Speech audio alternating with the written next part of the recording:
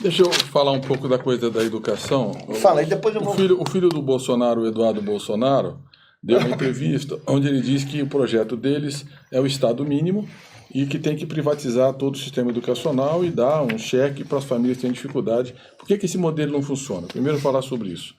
Porque, por exemplo, um cidadão que mora na Zona Leste, lá em Guaianazes, ele não vai poder pegar o chequinho dele e trazer o filho para a escola dos Jardins privada. Não tem como. A escola tem que estar perto de onde as pessoas estão, especialmente ensino fundamental e médio. E, sobretudo, nas grandes cidades com grandes problemas de mobilidade. Por isso que a escola tem que ser universal e de qualidade para todos.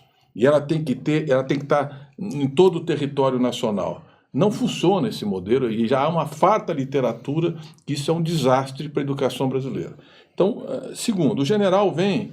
General, vai pelo menos estudar alguma coisa antes de dar uma entrevista sobre aquilo que você não sabe o que está falando. O general vem e fala o seguinte, fui eu que aprovei a lei de cotas, 2012, eu era ministro da Educação. Ele fala assim, se tiver um loiro, porque ele tem uma obsessão por loiro de olho azul, você está bem lá. Você está bem, obsessão por loiro. O outro general, o Mourão, falou assim, meu neto está clareando a raça, quer dizer, ariano, aquela coisa preconceituosa, racista, né? Os negros trouxeram a malandragem e os índios a indolência. Então, eles têm um problema de racismo. O Bolsonaro chegou no encontro com a comunidade judaica no Rio de Janeiro e falou que a população quilombola viu lá um com 7 arroba, nem procriar servem mais, só não foi processado, porque o Paulo lembrou, porque tinha mandato de deputado. Ou seja, aquilo, o foro privilegiado. Porque eles adoram criticar quando é para os outros, né? Senão já estava condenado. Bom, mas o que é a lei de cotas? 87% dos estudantes do ensino médio no Brasil estão nas escolas públicas. 87%. 13% nas escolas privadas. O que a lei de cotas diz? Metade das vagas das universidades federais e muitas outras universidades estaduais e municipais públicas entraram, são para os estudantes da escola pública. O acesso é um acesso diferenciado. Aqui tem 87%, metade das vagas. Não é proporcional ao tamanho dos estudantes da escola pública. A outra metade é acesso livre. A nota de corte entre cotistas e não cotistas hoje é muito próxima. Nos cursos mais disputados não passa de 4%. É de 1% a 4%. A diferença é muito pequena na entrada.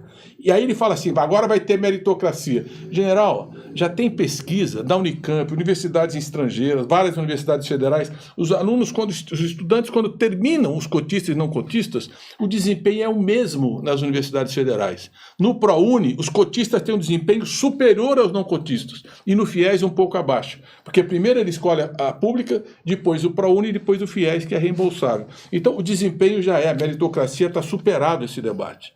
Depois, se ele é um aluno da escola pública, tem um recorte de renda.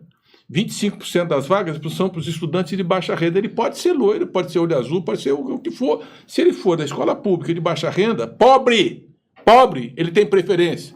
Porque quando nós chegamos no governo, dos 10% mais ricos da população, 37% tinha diploma e 0,2% dos 10% mais pobres.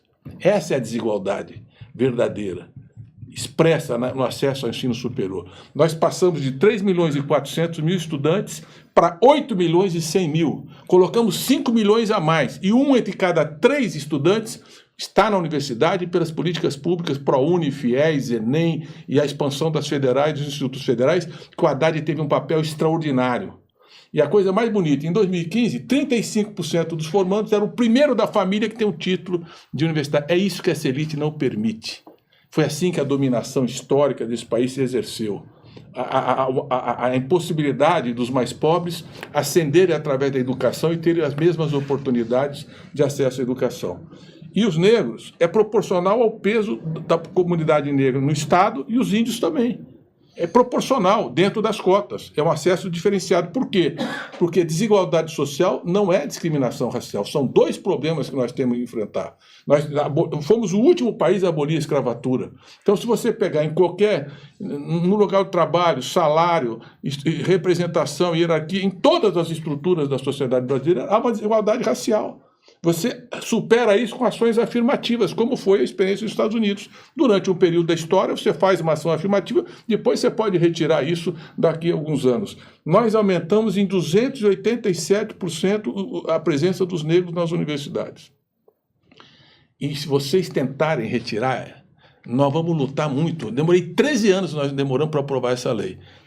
Os estudantes vão se levantar, a UNE, a UBS, os cotistas que estão na universidade, que mudou o panorama da escola, da universidade brasileira, eles vão se levantar porque é uma conquista, é um direito de cidadania. É uma forma de a gente reconhecer que 4.900.000 africanos vieram para cá pela escravidão. E o Bolsonaro diz o seguinte, não tinha branco trazendo escravo para cá, tinha, a ignorância é inacreditável. É lógico que a escravidão era feita, sobretudo, por os grandes tráficos negreiros, os navios negreiros. Foram 12 milhões de jovens arrancados da África e levados para ser escravo fora da África. A documentação, isso está comprovado nos acessos que eram feitos. Como nem isso eles conseguem ler e estudar minimamente. Então há uma dívida histórica com essa comunidade. E uma dívida que a gente precisa superar com política de acesso à inclusão. É muito melhor dar uma oportunidade na escola do que trancar numa cadeia alguém que não tem oportunidade na vida. É com oportunidade que a gente vai resolver. A educação é a grande forma de distribuir renda de forma sustentável e cidadania. Então eu realmente... Cada vez que... E a outra proposta deles, vão fazer ensino à distância e no ensino fundamental. Isso, inclusive, o Paulo Guedes parece que tem 3 empresas de ensino à distância. É muito esquisita essa história.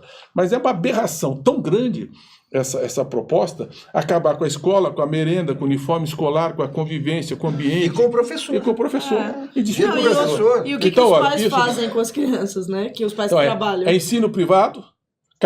Ele fala, amanhã eu vou ler, para dizer que vocês estão dizendo que eu não estou... Então eu vou ler aqui o que o Eduardo Bolsonaro, vou ler entre aspas.